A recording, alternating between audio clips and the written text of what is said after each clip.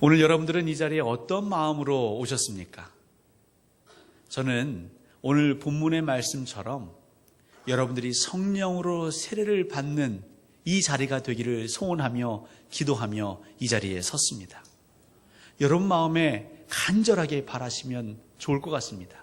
간구하십시오. 창자가 끊어질 것처럼 하나님께 부르짖으십시오. 예수님께서 부활하신 후에 그 제자들에게 친히 나타나셔서 말씀하시기를 아버지께서 너희들에게 약속하신 것을 기다리라. 그것은 다름 아닌 보혜사 성령입니다. 여러분 역사 공부를 잘 하셨습니까?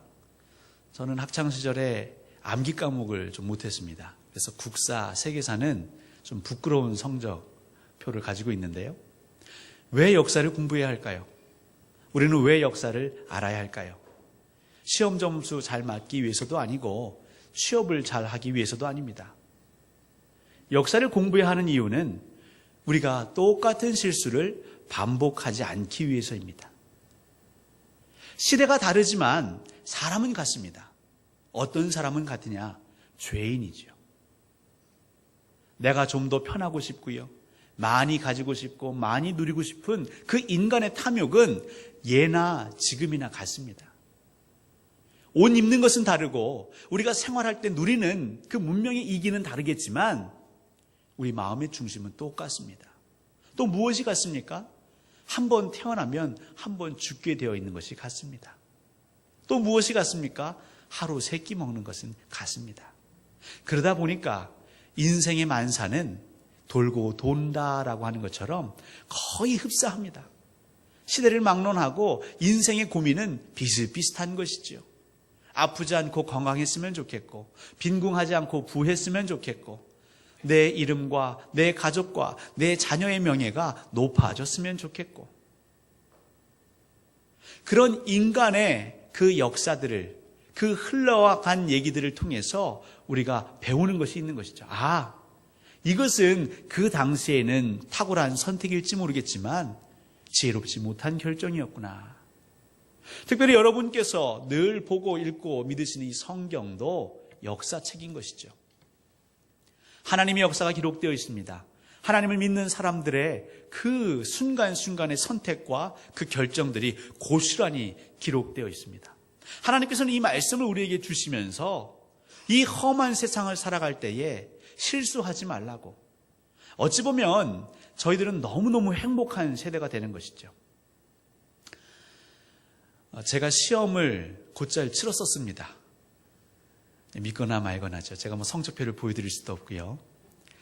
근데 시험하면 앞두면 항상 우리는 부담이 되는 것이 어디에서 뭐가 나올지 모르겠거든요. 또 그것을 외워서 머리에 담아서 시험지에 써내야 되기 때문에 그게 어려운 것이죠. 근데 대학교에 갔더니 어느 날 교수님이 중간고사를 보겠는데 어떤 식으로 보겠느냐 말씀하시기를 너희들이 책상 위에다가 교과서를 올려놓고 봐도 좋다 이렇게 얘기를 하시는 겁니다. 아니 책을 놓고 시험을 본다고요? 그게 시험입니까? 그래서 평소에는 공부를 좀 했는데 이제 그 과목은 공부를 안 했죠. 왜냐하면 책이 여기 있으니까요. 제가 그 시험을 잘 봤을까요? 못 봤을까요? 못 봤습니다. 책이 여기 있기 때문에 교수님이 아주 구석구석에서 문제를 내시더라고요.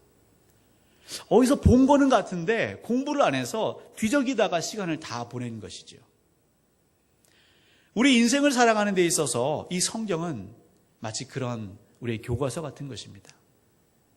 늘 말씀을 가까이 하는 사람들은 인생에 어떤 문제가 닥쳤을 때에 그렇지, 그 말씀을 찾아보자. 그런데 그렇지 않으면 그냥 뒤적이다가 세월을 다 보내는 것이죠.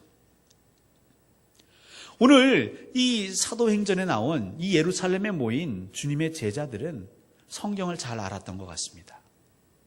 이스라엘 백성들이 하나님께서 기다리라 하셨는데 기다리지 못했던 그 역사를 기억하고 있었습니다. 여러분 출애굽기 24장에 이런 내용이 나오죠. 이제 모세가 시내산에 올라갑니다. 하나님께서 부르셨습니다. 그러자 모세가 그의 장로들에게 얘기하죠. 그 백성의 지도자들에게 내가 하나님께 다녀올 테니 당신들은 여기서 꼭 기다리십시오. 내가 다시 내려올 때까지 기다리십시오. 혹 중간에 무슨 일이 생기면 아론과 훌에게 일러주시면 됩니다. 하지만 반드시 기다리십시오.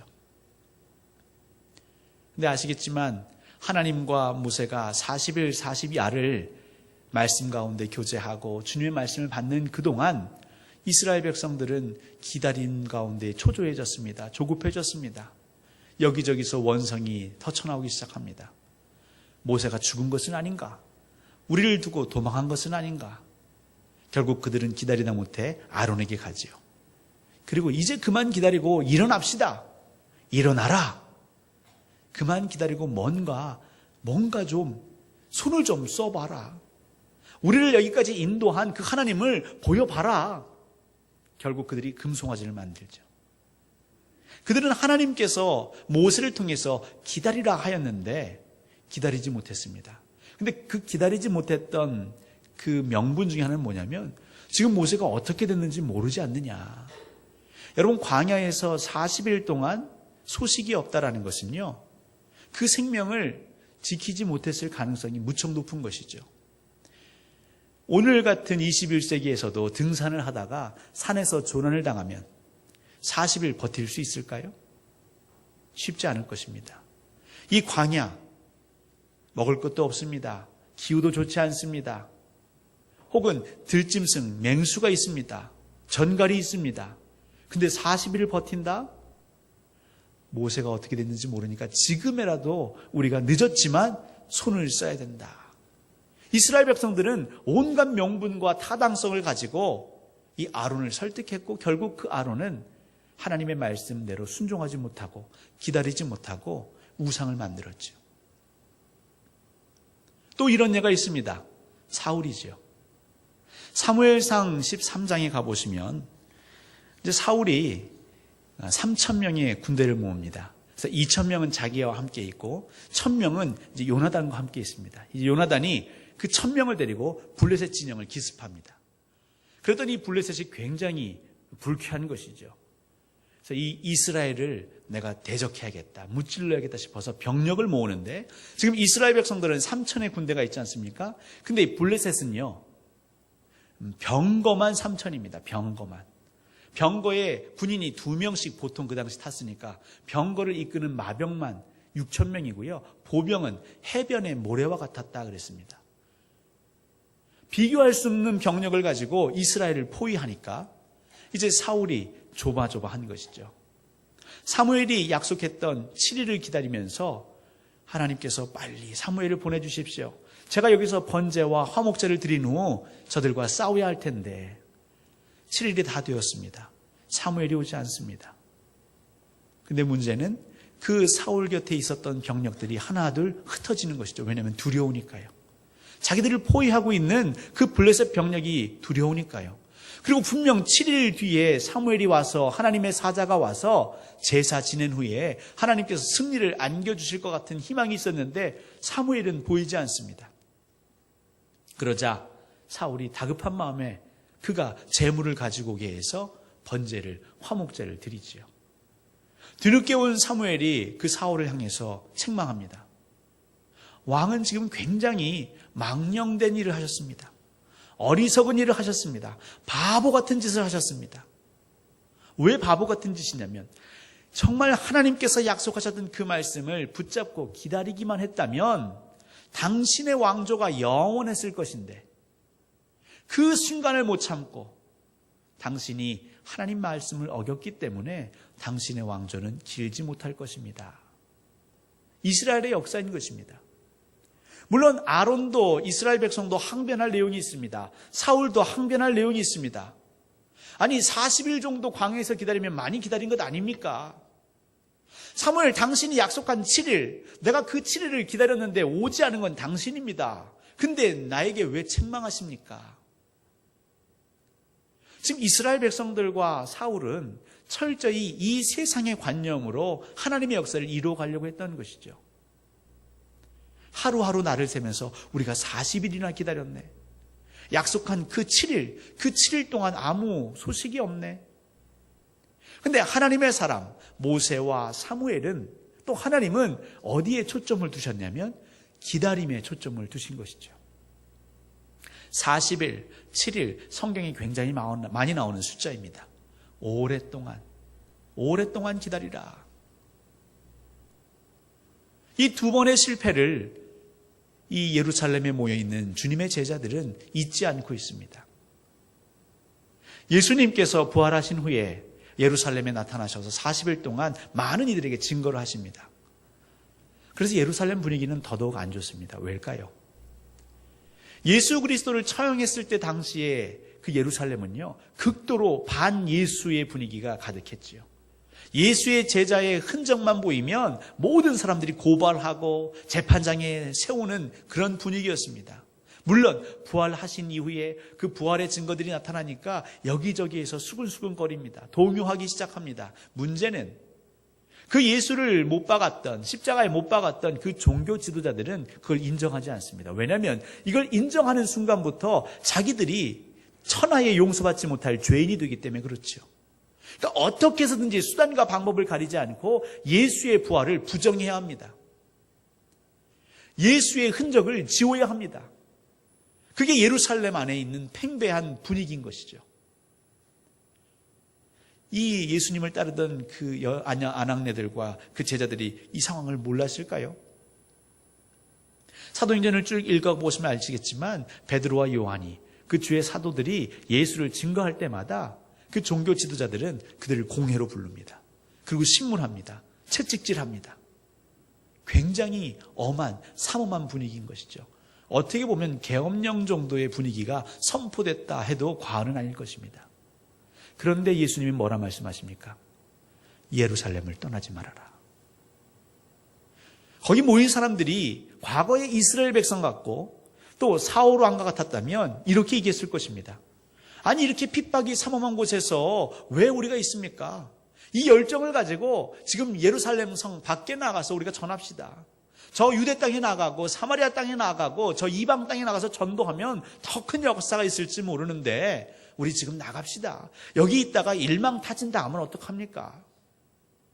지금 대제사장들과 서기관들과 장로들이 우리를 곱지 않은 시선으로 바라보고 있는데 여기 있는 것은 어리석은 짓입니다. 그런데 예수님은 이들에게 말씀하시기를 예루살렘을 떠나지 말아라. 이해가 안 되는 것이지요. 광야에서 40일 동안 소식이 없는데 계속 기다리라고요? 이해가 안 되는 것입니다. 사무엘이 약속한 그 7일이 지났는데도 그냥 기다리라고요? 이해가 안 되는 것이죠. 모였던 사람들이 두려움에 떨어서 하나둘 흩어지는데 그래도 가만히 있으라고요? 이해가 안 되는 것이죠. 그래서 이해가 안 됐기 때문에 사람의 생각으로 그게 납득이 되지 않았기 때문에 그들은 조치를 취했을 뿐인데 하나님께서는 그것을 망령되이 행한 것이라고 분명하게 성경은 기록하고 있습니다. 그러니까 이스라엘 백성들의 그 역사를 안 이 초대교회의 선배들은 힘들고 두렵고 떨리지만 기다렸습니다. 사도행전은 그 기다림의 열매인 것입니다. 그들은 기다렸습니다. 힘들었지만 기다렸습니다. 이를 악물고 인내하며 기다렸습니다. 그러자 성령 하나님께서는 호련히 그들에게 보내셨고 그 성령의 역사가 이 사도행전을 이어가게 하는 것이고 교회를 이어오게 하는 것이죠. 이 초대교회 다락방에서의 그 성령의 역사가 오늘 2016년 광주 동산교회까지 이어진 것입니다. 사울이 여호와의 말씀을 기다리기만 했다면 그의 왕조는 영원했을 거라 했습니다. 이 초대교회 성도들이 기다렸기 때문에 그 언약을 말씀을 기다렸기 때문에 지금 2016년이 돼서도 그 교회의 역사는 계속되고 있는 것이죠. 하나님은 명령하십니다. 기다리라고 하십니다. 성령을 받으라고 하십니다. 성령 하나님의 인도를 받으라고 하십니다. 여러분 생각에 우리의 경험에 우리의 이성에 의지하지 말고 성령 하나님을 의지하라 하십니다. 그것이 우리 광주 동산교회가 영원할 수 있는 비결인 것입니다. 그렇지 아니하고 사울이 자기의 생각으로 번제를 드리고 화목제를 드리면 하나님은 그것을 보고 안타깝게 여기시며 너희의 왕조가 길지 못할 것이다. 너희 교회 역사가 길지 못할 것이다. 여러분, 지금 많은 교회들이 이 말씀을 깨닫지 못하고 있기에 그런 환난과 핍박과 어려움을 당하는 것이지요. 예수를 믿는다고는 하지만 하나님께 온전히 내 것을 메어 맡기는 것이 아니라 내 생각으로 예수를 믿다 보니까 그들의 삶 가운데에 핍박과 환난이 더 넘쳐나는 것이지요. 우리는 선택해야 합니다. 언제까지 머뭇머뭇하시겠습니까? 일이 잘 될 때는 우리의 영광이고 일이 안 될 때는 하나님의 부재입니까? 하나님은 우리 광주동산교회, 우리 모든 공동체 지체들이, 한국교회 그리스도인들이 기다리기를 원하십니다. 하나님은 다시 이 땅에 제2의 부흥을 허락하실 준비가 되어 있으십니다. 여러분들 중에 한 사람이라도 전적으로 하나님을 기다리신다면, 그리고 성령이 임하시기 전까지는 꿈쩍도 하지 아니하고 여러분들에게 점점 그 좁혀오는 그 위협과 그 억압 가운데에서도 그 자리를 고수할 때에 하나님은 여러분 가운데 성령 충만을 허락하실 것입니다.